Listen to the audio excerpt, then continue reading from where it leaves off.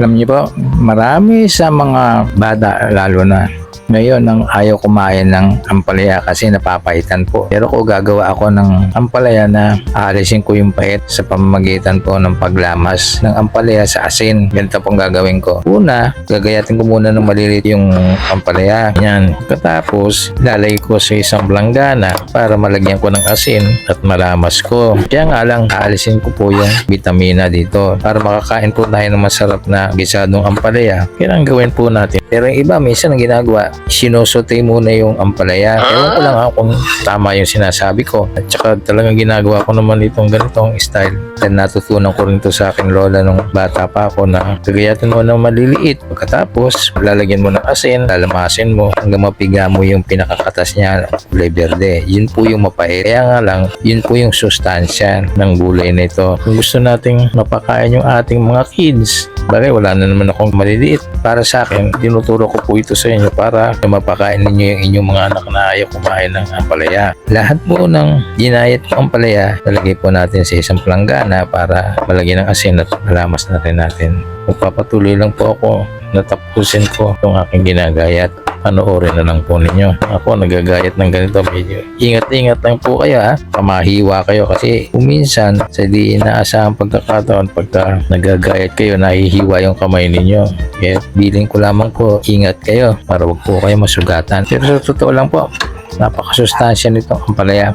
Pampababa pa ng dugo. Yung mataas sa inyong dugo, pag kumain lang kayo palagi nito. Yung iba nga nito kumakain ng hilaw ginagawang ensalada. Sabagay ako hindi ko pa natikman yung gumawa ka ng ensalada, lalagyan mo ng ginahit na kamatis, sibuyas, tapos suka, luya, kasi itong ampalaya na hilaw. Lalamasin din muna ninyo bago gawing ensalada. Masarap din po yun siguro. Yan, hindi ko pa nga natikman. Kaya na sinabi ko sa inyo. Minsan tatry ko para matikman ko kung masarap nga yung ganun. Gayatin lang po ninyo ng maliliit ganito. Tiyaga-tiyaga lang po sa paggagayat. Tsaka dahan-dahan. Ito po pagka ito'y naluto ko na, abay napakasarap naman ito. Talagang ganahan kayong kumain kahit nagulay lang yung inyong ulam. Bakit nga mo? Abay masustansya na, masarap pa. Kaya hinihigayat po kayo na mga magulang na gawin po ninyo ito para din po ito sa kapakanan ng inyong mga anak. Napakasimple lang po itong gagawin ko ito na po masundan ninyo. Talagyan ko lang po ito ng corned beef at saka beaten egg. Yung ihahalo ko dito yung sardinas, kaya lang ayaw po ng misis ko. Aba, sisira daw yung panlasa niya. Nakaw, ang akin lang naman nag-explore ako kung ano yung masarap. Nag-invento ko. Yan. Tapos na. Kuha muna po ako ng sibuyas at saka bawang. Gagayatin ko din para mamaya maigisa. Alam nyo, mailing kasi ako sa maraming bawang at saka sibuyas. Maganda rin po ito sa katawan. Alisin muna po ninyo yung puwit ng bawang para madali nyo mabalutan. O ganito yung estilo ko Pero yung iba, ang madalian, pinipitpit na lamang, tsaka ginagayat. Ako po, ganito, ginagawa ko. Tapos po, di pitpitain. Yan, kayaan. Ako po'y taga Laguna, kaya may accent din po ako kuminsan. Gagamit ko rin yung accent ng Batanggenyo. Kasi yan, Laguna, din po yan ng Batangas. Ako, kaya ko rin naman po yun. Yan lang, hindi ko ginagawa. Tanggalan nyo lang po ng balat para madali po ninyong magayat. Tapos gayatin po ninyo na maliliit. Tandaan lang po sa kutsilyo at baka mahiwa. Naku po, baka ma-hospital pa kayo. Yan, saan ako'y nag-iingat din sakit kayang mahiwa. Pagkatapos, ang gawin po naman natin itong sibuyas. Balatan din po natin. Gayatin po ninyo na maliliit. Tapos atin pong ilagay ulit din sa lalagyan. Ayan. Magbati tayo ng 2 itlog para mamaya pagkaluto na yung ating ampalaya.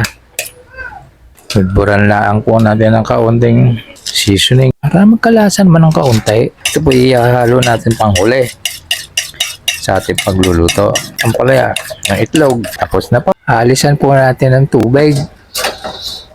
Ating iigahin. Dalagay ko lang po dito para maugasan ko. Matiktikan po ng tubig ang ampalaya. Pagkatapos lagyan po natin ng asin. Ating pigain para maalis po yung pait. Di po ba? Gayaan.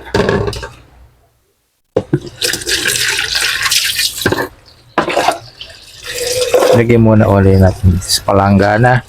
Ayan. Lamas-lamasin po natin ng kaunti. Tapos ilagay po natin dun sa lalagyan para ma-drain. Ayan, gayaan.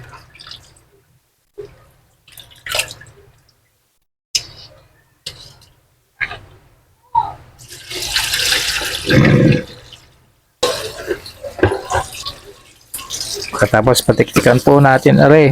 Mamaya natin lamasin. Siya nga pala, may nalimutan ako. Lalagyan ko pala na ito ng sotanghon. Po, yung sotanghon na maliit. Yan. Lagay pa lang natin muna. Babaran po natin ng mainit na tubig para medyo lumambot siya.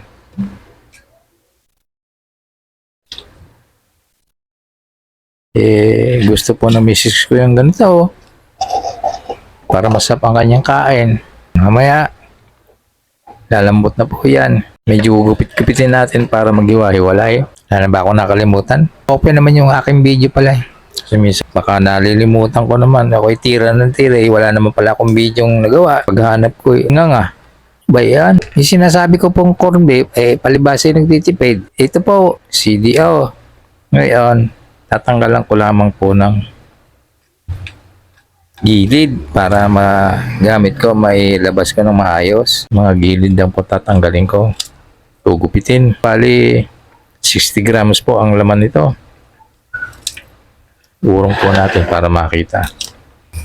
Yan, pagkatapos, bukahin po natin. Ganda eh. Hindi ko mabuka, hindi pa nagupit na maayos. Kulang sa gupit. Yan.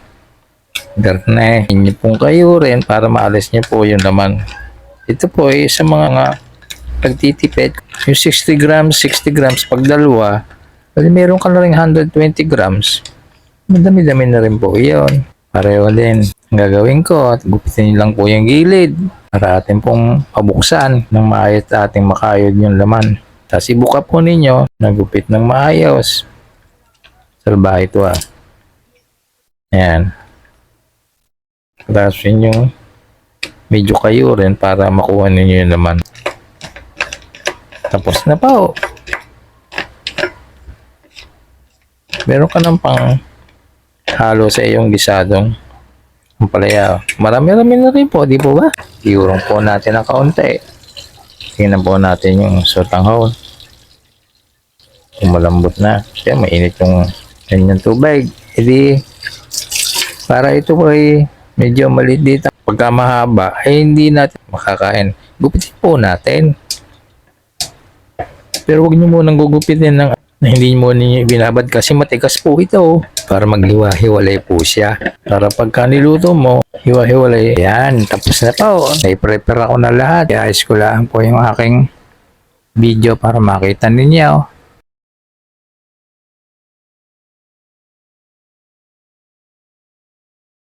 Ayan. Are po, ganda rin. Alisin muna natin yung tubig. Planggana kasi pinatiktikan po natin to. Ilagay po natin yung ampalaya. Ating pipigain para maalis yung pait niya. Budburan po natin ang asin. Yan. Tatlo sa iodized salt. Hintayin lang po natin magtubig siya. Mamaya ating alamasin na yan. Ngayon, atin na pong pipigan. Aray, lalamas-lamasin muna po natin. Yung para bang gigil na gigil kayo. Yung medyo dinadakot-dakot ninyo. Hanggang sa lumambot yung ampalaya. Maalis niya yung katas. Ibuhos niyo na lahat yung inyong lakas. Para maalis ninyo yung katas niya. Para bang dudurugin niyo talaga mabuti. Ganun ayusin lang ninyo. Tapos, pipigain niyo ng todo at aalisin yung katas. Hindi po ba natulo? Tapos ganun rin ang mangyayari. Ilagay niyo na sa palanggana. Ulit po tayo ulit. Nauubusan ako ng lakas. Aba, din ako kay bata-bata sisiw lang are. Ay, hiningal ako ay. Ganun rin ang inyong ginawa. Tiyak, makakakain po ang inyong anak. Yung mga malilit na hindi mahilig sa gulay.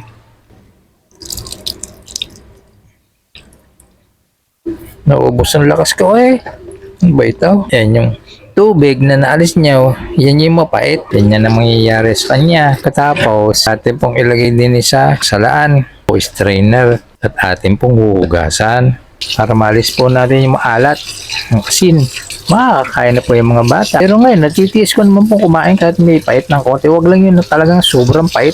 Ako, ang pinipili ko, yung malalaki ang gatda niya. Makikita naman po niyo sa palengke.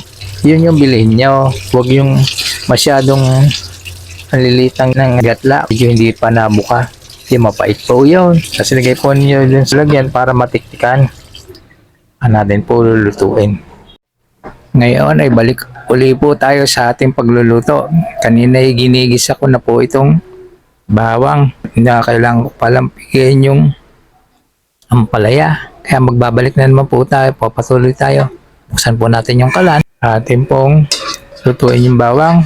Sunod po natin yung sibuyas. Tayo lang po natin bumangoy yung sibuyas. Saka yung bawang.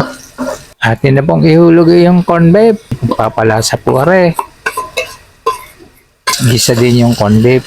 Haluin lang po natin mabuti sa bawang at saka sa sibuyas. Madali lang po itong lutuin. Ihulog na po natin yung siniga nating ampalaya. Haluin mabuti. Mas maganda kung atin pong gagamitan ng 2 sandok para mahalo. Takpan po natin ng mga 20 minuto at atin lutuin para lumambot yung ampalaya. Tayo lang po natin 20 minutos po. Huwag po kayo mainip. Atin na pong buksan. Makita natin kung ano na ang itsura. Maganda na. Ayan. Atin pong haluin. Ngayon, kaya atin pong ihulog yung sotanghon. Huwag nyo na pong isama yung tubig ha. Pagkatapos, ay haluin po natin para mag-combine siya. Kaya yung inyong anak ay makakakain na ng hindi mapait. Masarap pa. Diskarte lang po yan para mapakain po natin yung ating mga bulilit. Ang huli po, atin pong ihulog yung itlog na binatin natin kanina. Para maihalo, i-rin lang po natin ng kaunti. Bay mahal po ang mga bilihin sa ngayon. Huwag po tayong mag-aksaya. Katapos po ay atin ding haluin. Sama-sama din po siya. Ayan. Aray, masarap. Meron kang piniritong tilapia o tuyo. Pagkasarap na re. Subukan po ninyo. Teka muna, hindi ko pa pala ito nalagyan ng patis para matikman ko kung anong lasa. Iyan ko muna po ng 1 kutsara konti pa. Tikman po natin. Kailangan, hindi ko nalagyan ng nor para mas lalo pang sumarap. Lagyan po natin ng 1 nor. Ayan. Atin pong medyo durugin.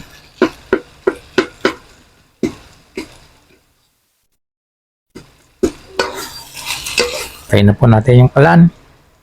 Aray na po yung aking napakasarap na bisadong ampalayan, may corned beef at saka itlog at saka sotanghon. Wala tiyak na mapapakain kayo ng marami pagka ito yung inyong tinikman. At saka nga po pala, sana huwag po kayo makalimot na mag-subscribe at mag-like din sa aking channel. Hit po ninyo yung notification bell para updated po kayo sa lahat ng video na i-upload ko. Maraming salamat po!